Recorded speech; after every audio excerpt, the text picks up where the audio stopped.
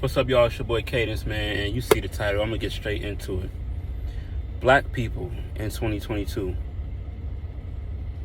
are, in some ways, a lot more woke than we've ever been. And when I say woke, I don't mean democratic, because the two are very synonymous at this point. And I don't mean just vegan or anything. I mean overall, black people are becoming less and less brainwashed. They are brainwashing themselves. They're washing their brains of the brainwash. You understand? A lot of black people are being rewired in their minds and waking up to the fact that a lot of things that we've been doing over the years, due to the slavery and oppression that we've experienced, our response to it has not been working. A lot of us in some ways are waking up to that, and we are starting to, instead of doing our best not to be white, we're actually taking principles from them to build our lives, because that's not a white thing to succeed. It's not a white thing to do something else other than rap or play ball. It's not a white thing to live in a nice neighborhood and not have no ops. A lot of black people are waking up to that.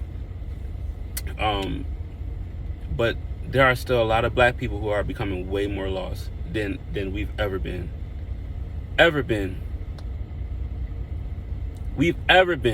And it makes no sense. I'm going to tell you why it doesn't make any sense. It makes no sense because of the first thing I stated. There are so many black people waking up right now that the amount of people that are still doing their best to level up on the crazy is it makes no sense. It is insane. Black people in 2022, the negative group that I'm talking about, are still doing things like snatching chains when they have millions of dollars, or at least a couple mil. Still snatching chains. You got a couple $100,000 in the bank, a couple $100,000 or a couple million, or even multi millions of dollars, and you still snatching chains. You still you still don't value your freedom. You have not woken up to your surroundings yet. You are addicted to chaos, and you crave drama. You crave death, and you crave beef. I don't understand. You know what I'm saying? I understand from the standpoint of being in the hood. I grew up there and not having another option, because that's all that you know. But once I moved out of the hood when I was 16, I tried to keep those ways for a couple more years, even though I was not in the hood, and it didn't work. I woke up, and it's not my fault. You know what I'm saying? I credit this to God. God woke me up and made me realize that my surroundings was way better than the surroundings I came from. And if I continue to try and make my surroundings what it's not, if I try to make my current situation like my past situation, because I am addicted to the past and I cannot adjust to the peace of the present, that I was going to end up worse off than the people that I was imitating. That's what God woke me up in Spanish class and said to me. He spoke to me in the middle of Spanish class my senior year of high school, and he said, if you keep on trying to imitate them, you're going to end up worse off than them. And ever since then, I woke up, because first of all, I never heard the voice of God before. I felt his spirit convicting me, but I never heard him speak to me. And when I heard that, I had to move forward with him. I knew, because what he was telling me was to go to college and get my car, my job, and all of those things set up. But even though he didn't speak to me about heaven or hell, he spoke to me about my life situation. I still knew that I needed to give my life to him, or my eternity was at risk. See, what you do now matters for eternity. And that's why God doesn't have to convict people with heaven or hell. Some people he does. But When I was living in fear of hell, it did not change me. What changed me was the fact that God cared about my life on this side of eternity. When I realized how much he cared about my life right now, I was willing to give it to him so that I can spend my life with him after this life. You know, and I want to encourage all black people, stop trying to one up on the last level of crazy that you did or somebody else did, because it's leading us nowhere. It's leading you nowhere. And I hope that you care that when you go nowhere, neither do your people. This is a generational thing, and it's even a racial ethnical thing, whatever the word. It's an ethnicity thing. The only reason it is because this level of this hatred and racism has been focused acutely on black people. And so it's not innate in us to be or it's not innate to us to be criminals and thieves and all this type of stuff, killers. That's not innate for us. We have innate kingship, queenship. We have innate warrior mentality. You know what I'm saying? We have innate. I know a lot of y'all gonna say he's saying that wrong. I don't use the word a lot, so forgive me. But innately, we are survivors. We're soldiers. We are kings and queens, and that's who we are, and that's what was stripped from us. So this identity that we have now, where we're only like this because of the acute racism, acute hatred, and violence toward us, and then the forcing us into crammed communities where we have no other option than to steal from each other and kill each other because of the lack of resources. It's made us that way, and it's put on us a false identity. Now the good thing is we've got a lot of culture out of our situation. You know, we took a lot of our struggles and we survived them, and we made it cool. We got the best swag, the best music, the best lingo. You know what I mean? But at the same time, our downfall is that we can't think above that. We can't think above swag. We can't think above cool music and lingo. Like, you know why white people succeed?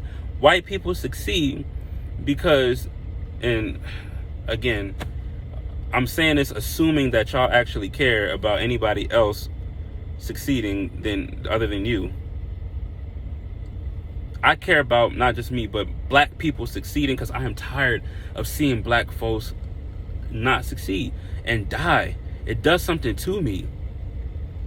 And I hope that it does something to you. Now, the reason why white people succeed is because they have a history and a legacy of education. Pretty much just education. They have a history and legacy of education. Education on what? Education on how to build. Education on even how to read. I know a lot of black people who just still can't read, and we're not even in slavery no more.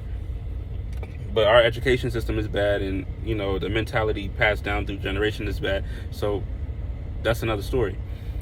But white people have a history and a legacy of education on reading, writing, business, family, relationships, every aspect of life, health. Why white people are not as unhealthy as we are, or overweight as we are. They have a history on of education in those areas, the most key aspects of life, and they passed them down through generations. Now they deprived us of those things, but it is 2022, and there is no reason for us to be depriving at this point. We're depriving ourselves, because we have everything that we need to get out of the situations that we're in. But we lack self-control. We lack, because of the situations that we grow up in, we lack the ability for delayed gratification. You know, we got to have everything right now. We want to look rich instead of actually be rich. We can't take the bullies that we grow up with making fun of our sneakers. We just can't take it. We're not thinking long term. We're just thinking short term. White people have been taught for generations to think long term. And nobody has been teaching black people that. Nobody has been teaching black people how to make decisions now for your later. Black people have been taught to make decisions now for your now, and then worry about how it's going to play out later. And most of the time, it doesn't work out. So black folks, we got to educate ourselves on every aspect of life. 4 main aspects of life: spiritual, financial, physical health, and relational health. How to relate to people, how to talk to people and have compassion for people. You cannot move anywhere. This is why black people are not going anywhere. We cannot partner up with each other. We don't have compassion toward one another because of how much we lack. We feel like we can't give, but if we give to one another, our community will succeed. The reason you ain't succeeding is because you ain't locking arms with nobody. You stealing from the next man, and that only. Sorry, that's my work. Sorry, y'all, that's my work radio. But you refusing to lock arms with anybody, and you're stuck in a situation by yourself. Nobody ever made it by themselves. And if they started off alone, they didn't end up alone. They went and they got help. Black people, we got to help each other, even with the little that we have. I'm telling you, if we bring what little we have together, it makes up a lot. A lot. And I'm going to tell you something. When my ministry is become successful and is bringing in millions upon millions of dollars, like a lot of these other ministries, which there are a lot of ministries that give away a lot of money. So I'm not coming for all of the ministries. But there's still areas I feel like a lot of ministries can step it up. Me personally, I like what Transformation Church does. Pastor Michael Todd, he's giving cars away to his audience, his congregation.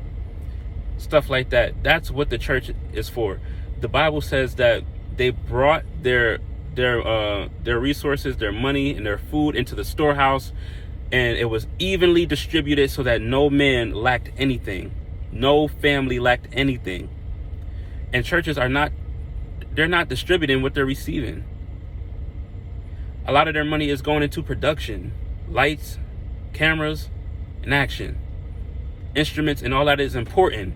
But what about what you have left over? I understand you want to be a multi campus church.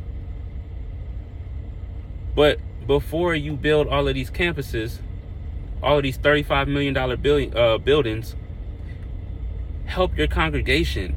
There should be no struggling person in the church. There should be no poor person in the church. In my opinion, the church should be taking care of people's bills and food. So that the church should be the welfare for their congregation. So that, not that these people can live off of the church, but so that they can take what they have and go pour and start their own community and pour into the rest of the community.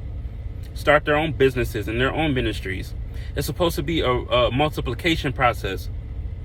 The Bible says that when the saints got together, the Lord added to their numbers daily. Daily, the church grew.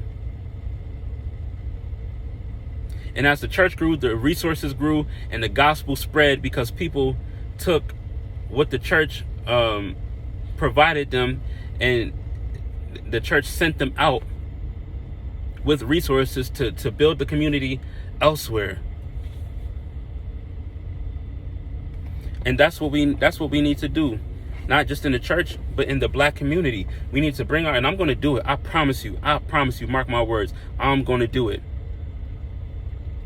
Pastor Chris Diller from Mark Church in North Carolina, which is where I'm about to move to, and I'm gonna be going to that church. Y'all should check it out. If you see this video, check it out. MARKED Church, Marked Church.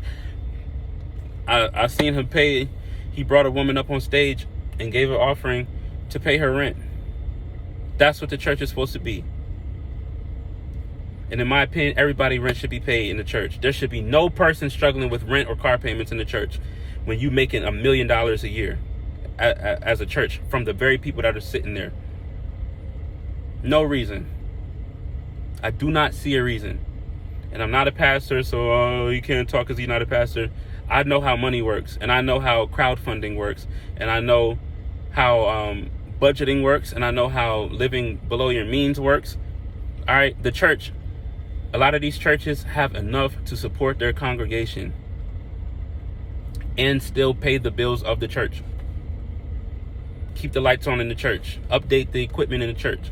They stick to paint in the church, renovate the church, and then build another building eventually in another city or whatever the case if they want to. The church can do it. They have the ability. And I don't know why it's not being done, but mark my words, it's going to happen. And if you feel led to join me in doing that, give to this ministry and let's do it together. I want to put the giving links in the description. Cash App, $ New Nature Inc. New Nature 14, New Nature 14. And we're going to do this thing, yo. We're going to do this thing.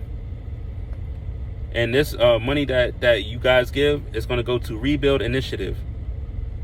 My company, New Nature Inc., owns this nonprofit ministry, Rebuild Initiative. It is to pour money resources back into the community. That's what we're about.